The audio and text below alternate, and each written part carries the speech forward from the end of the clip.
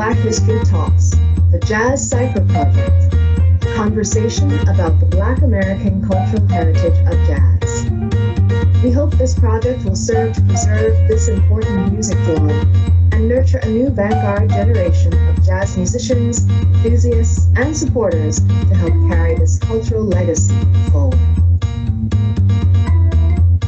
Welcome to another session of Black History Talks, the Jazz Cypher Project. I am Antoinette Jones, your co-host here with Lafayette Harris Jr. and also Miss Carla Cook. Lafayette Harris Jr. is a well-known go-to pianist here in New York City. And today he is my co-host, and today we are focusing on women in jazz. We are continuing our discussion. This is the third in a series, and our guest, as I said, is Ms. Carla Cook. Ms. Carla Cook is a Detroit native, Grammy nominated for Best Vocalist for her album It's All About Love. She's been influenced by Miles Davis, Wes Montgomery, the Crusaders, and she has been inspired by R&B music, Motown, gospel, and country. Ms. Cook is known for her improvisational style and her eclectic and fresh approach to interpretations of music. Welcome to you, Ms. Carla Cook, and welcome, Mr. Co-host Lafayette Harris Jr. What we are going to do today is first introduce some of the early vocalists of jazz, and then we will open the floor for Ms. Cook to share her experience and inspire some of the young vocalists out there. So Lafayette, why don't you introduce us to some of the young iconic vocalists of jazz? Well, for sure. All right. And I will now start doing that.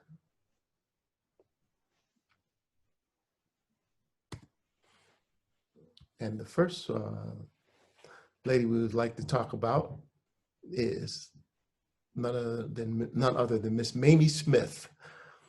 She was actually the first Black woman to record, and that was actually 100 years ago in 1920, same year that the suffrage laws were ratified, passed in 1919, ratified in 1920. So 100 years ago.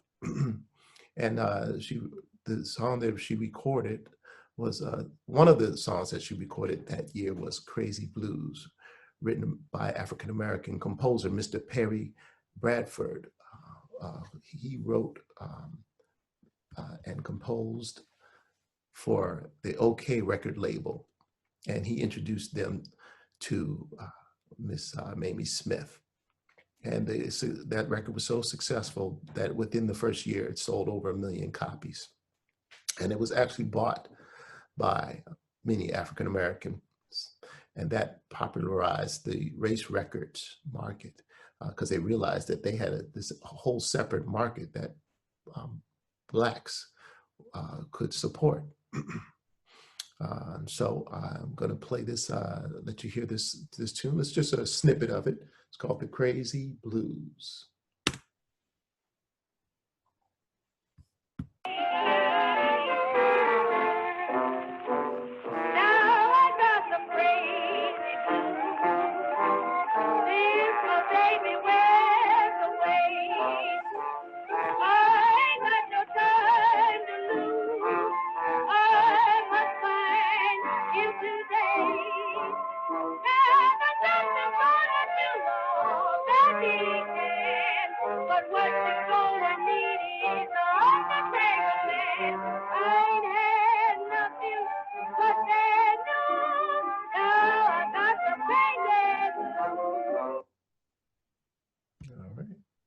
Okay, and so I should add that she was actually born in Cincinnati, Ohio. And of the three women I'm going to speak about, she's the only one, she's from the North. The other two are Southern ladies. So moving on. Ma Rainey, the mother of the blues. And she was from Georgia, Columbus, Georgia. And she was discovered in 1923. This was like 3 years later by J. Mayo Williams, who was another successful African-American composer, performer, and doing a lot of things on the business side of music. And it was often African-Americans that were bringing other African-Americans into the major record labels. So Ma, she was a very influential artist, and she bridged the gap between the vaudeville performers and brought in the influence of the Southern style blues. She was famous for her power and her moaning style of singing. I'm going to let you hear a tune called C.C. Rider, and this was recorded in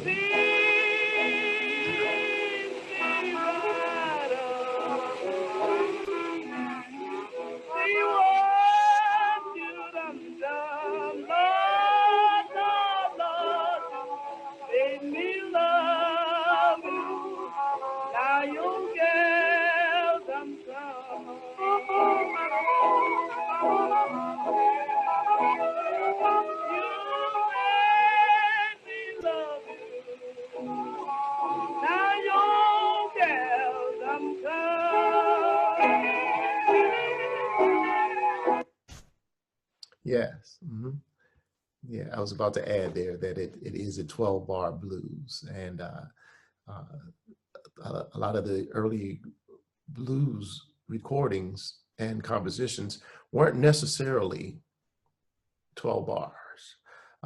It didn't become set into the traditional or the most common form of the blues, which is 12 bars, until later on. And she helped introduce that. Yeah, I will go on to the next lady.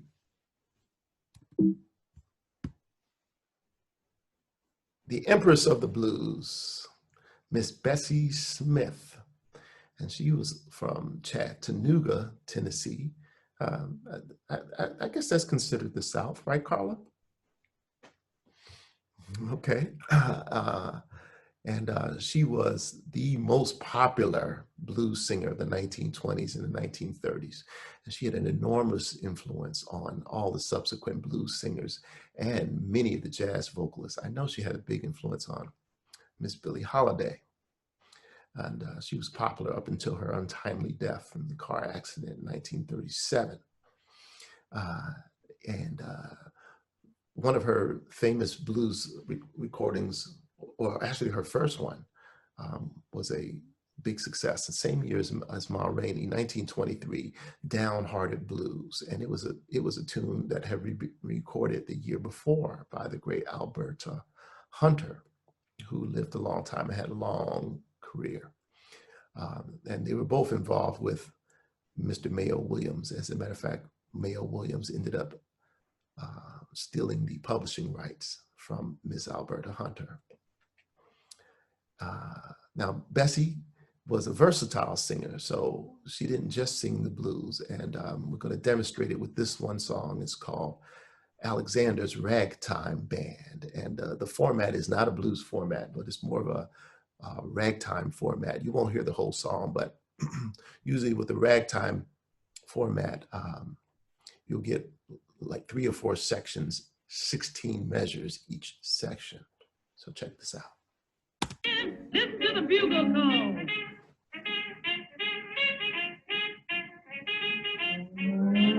Yes, the best band in the land. Oh, honey lamb, come on along. Come on along. Let me take you by the hand. Up to the man who is the leader of the band. And if you carry, yeah, the Swanee River. Played in ragtime, come on in here, Alexander's Ragtime Band. Yeah, all right. Okay, so yeah, that's all we got for that today. Thank you, Lafayette. Yeah, you very nice. Thank you. And I invite our guest to unmute herself, and our guest also on the line, if you would like to make a comment at all, please feel free to do so. But would like now to ask just a few questions. I have a question. We have a lot of female vocalists that were prominent in the early years, and I know that our focus is on female vocalists, but did we have a lot of early male vocalists at all, or the females seem to reign early on, as far as my knowledge is limited, as you well know, but. Is that for me or for Carla? That's for both of you. Yeah. I think definitely the early impact was female, like Ma Rainey and like these three ladies. I don't think any males were recorded in those early 20s. Not that I know of. I think they came a little bit later. Not that they weren't singing the blues. Come on, yes, of course. But that's the knowledge that I have. Mm-hmm. Yes, Ms. Carla Cook. I was going to say, in general, I think the precursor blues and jazz vocalists are not underrepresented. That's the one instrument where I think women have not been underrepresented. That was a good question, Johnson. I was trying to say there were a couple of males, but certainly none that had the popularity of these females. And then right after that, Dinah as well. And Dinah had a whole nother school. She was that blues jazz right at that intersection. And there's a whole school of vocalists that were influenced by her, even today, from Aretha and from, all different kinds. The influence spread not just in blues, but in jazz and what later became R&B and all of that. But yeah, I think Lafayette is right. There's certainly no males that were nearly as popular as these females. You notice they all got the mother, the empress, and the queen, and then later the men got the count and the duke and the yeah, the prez. The prez, yeah, exactly. The king. That's right. Oh, that king. That's right. Mm-hmm. Well, Ms. Cook, how did you get started in jazz music and as a vocalist? Your background, you played piano, you've studied piano, you've studied bass as well. How did you determine that singing was the primary? Well, I always sang when I was a little kid. I think I started in the choir at 4 or 5 years old at my church. But I'm from Detroit, so I heard obviously Motown music at that time. I heard religious music at my church where we sang a lot of spirituals and anthems and that sort of thing. And I am the youngest of 4, so my oldest brother was a big fan. I heard you mention Wes Montgomery and the Crusaders. Yes. Those were his people. And Miles, this is what he played all the time, and that's how I got turned on to that music. And just started, now we use the term transcriptions. We're doing transcriptions, so you must write out. I was just singing solos. I was just,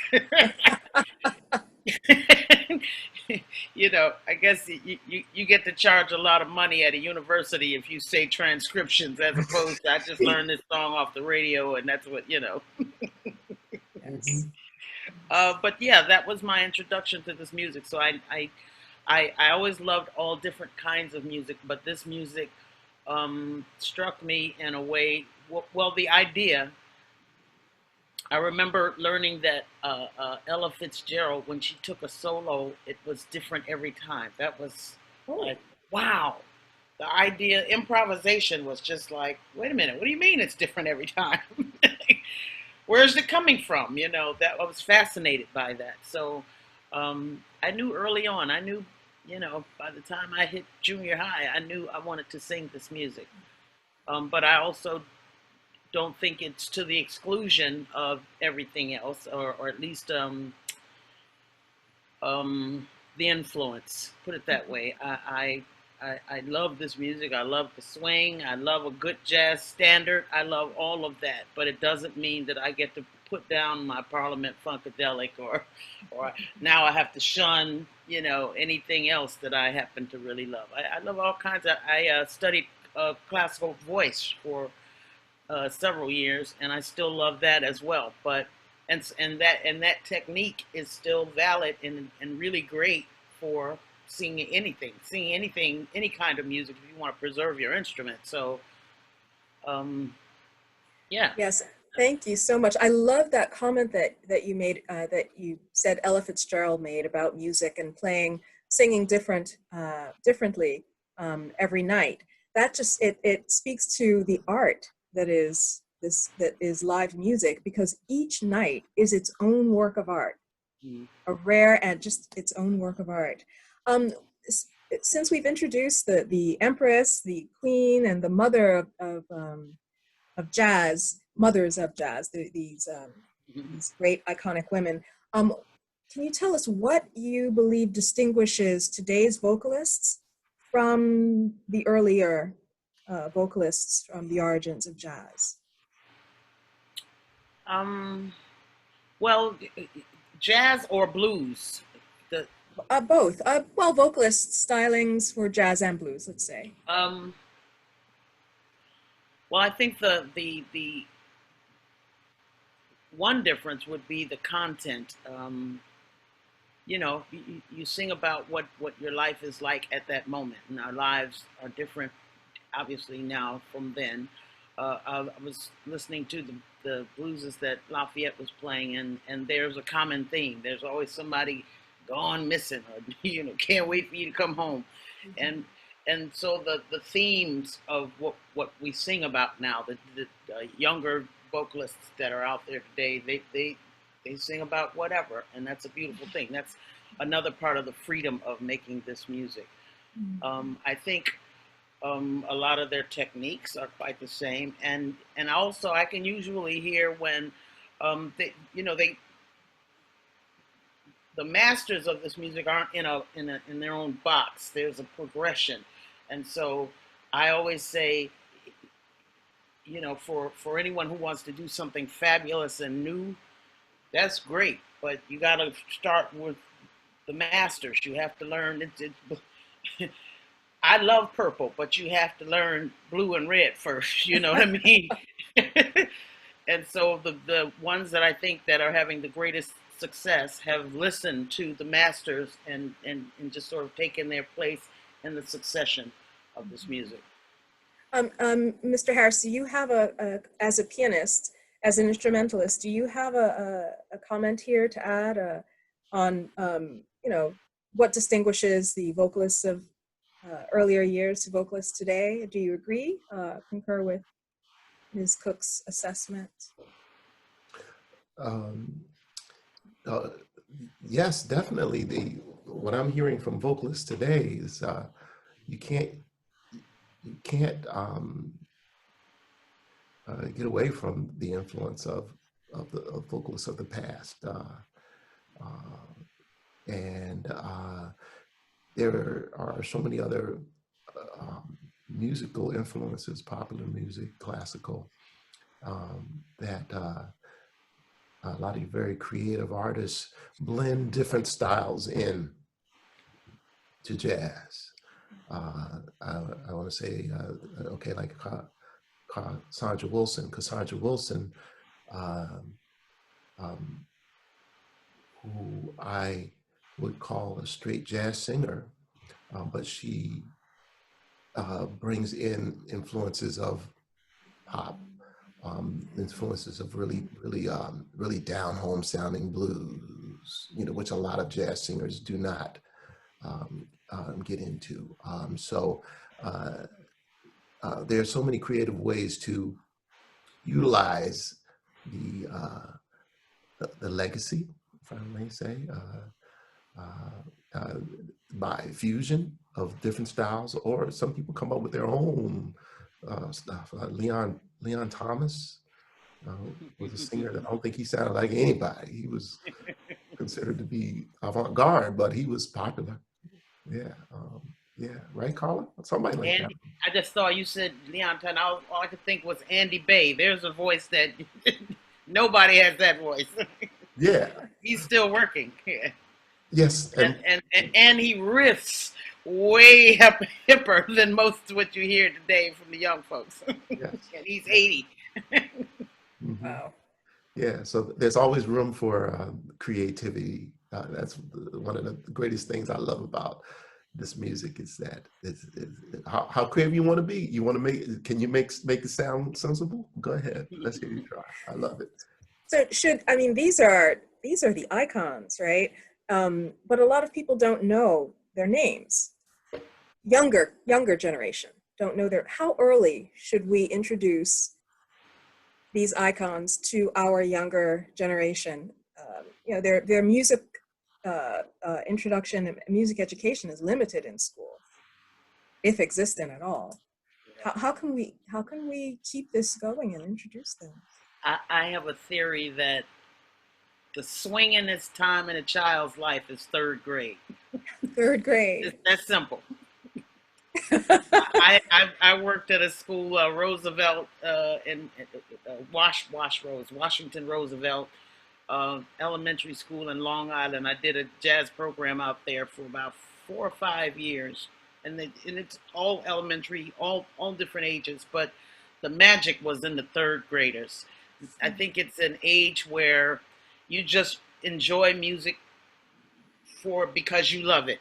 It has nothing to do with what your friends are gonna think you like and what's hip and what's cute. And it's all in their bodies, and it's pure, and it's you play something for them, and if it moves them, they're going right with you. They're very free about it, and they learn it overnight. That's the spongiest, hippest, swingingest time in a child's life. So that's my theory, and I'm sticking to it.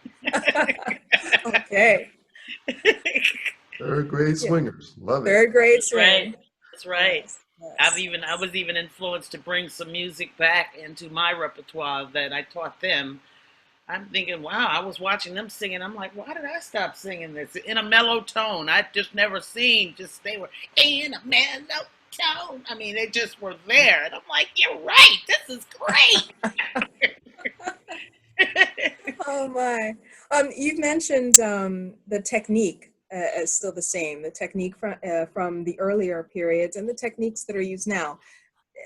We have a lot of technology that we've incorporated into our music. Does that allow for new techniques to develop, or because of the nature of the anatomy, technique is technique? You're not going to get too many changes.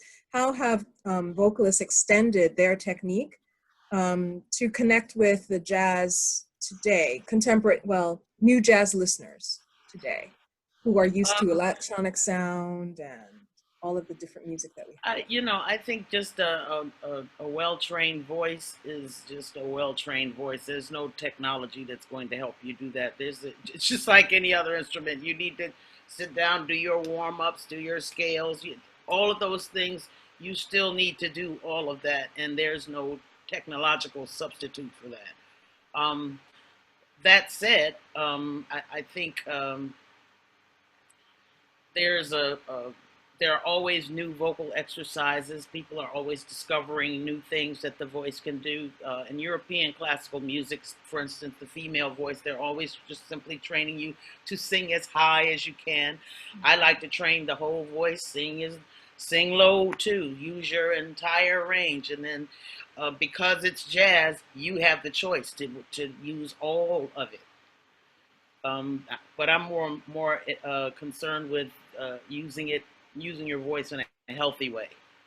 Okay, thank you. So for both Mr. Harris and Ms. Cook, what would you say, Ms. Cook first, if you could respond, to young vocalists out there today, or just young girls who, they like to sing? How would you encourage new jazz vocalists for this next generation? Or encourage parents to encourage their children? Encourage parents. Okay. If you're a parent, and I think if you have a child who loves to sing, why not get them some lessons? Why not put them in a choir? Put them in a glee club. Give them, any outlet to sing that they can. I think group singing and solo singing, while they're two different animals, they both have great benefit. If you're a young aspiring vocalist, and this is the other thing. If just because you love to sing, you don't have to choose to do it for a living. Doesn't mean you can't still sing. It's still a creative outlet, and I think we need all the creativity we can get these days, however you get it, and then share it with somebody. That said, if you are an aspiring vocalist, get serious about studying this music. And it doesn't have to be at a university, but you better listen. Find out who. Start with the people Lafayette just highlighted. Start with the blues, because it is an important precursor to jazz, and then listen to Ella, listen to Sarah, listen to, and I don't mean just a couple of records. Immerse yourself into the school of Ella Fitzgerald, you know what I mean? Find out what this is, so that you can, understand what swinging is. Swinging is a lot of things. It's a dance. It's a period of music. It's, it's a feeling. It's that feeling that makes your foot go. It's a lot of things. So immerse yourself. And then if you feel like you just have to sing and have to do this for a living, welcome to the club. Blessings to you. Thank you. Yes. Lafayette, yes. I want to pick up on what Carla said about immersing yourself in the time period. None of this music happened in a vacuum. So I definitely recommend studying about the lives of the people as well. And that's one of the great things about the arts, whether you're dealing with Duke Ellington or Bach and Mozart. The way they played had to do with the time they were living in. So a lot of these wonderful people have books about their life, autobiographies, biographies, certainly, and a lot of information is so easily found today on the internet. So study up, enjoy, get your fill. I've heard that it's really great to play music even before a child is born. Just put a speaker of music right next to the stomach. Hearing is our first sense that we have. We can hear things that are going on, so it's powerful, and that's why music has such an effect on all of humanity. That power of sound. So thank you so much. We do have some guests in the gallery. I invite them to unmute themselves if they would like to ask a question. If not, then we invite you to join us on our YouTube channel. And it's Black History Talks, the Jazz Cypher Project. You can see previous recordings as well as this recording that will go up. Thank you so much for joining us.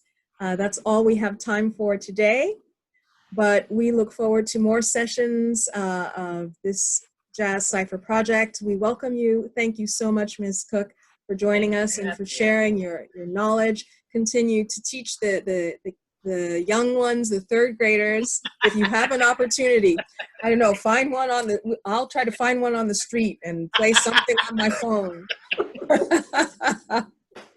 But the earlier we can catch young people, the better, the sooner, it will make a difference, I think. It will make a difference. Thank you so much for having me. Thank you. Thank you. Thank you, Lafayette. All right, see you next time. Check us out, the Black History Talks, the Jazz Cypher Project on YouTube. Take care until next session. Bye-bye now. Bye-bye. Bye.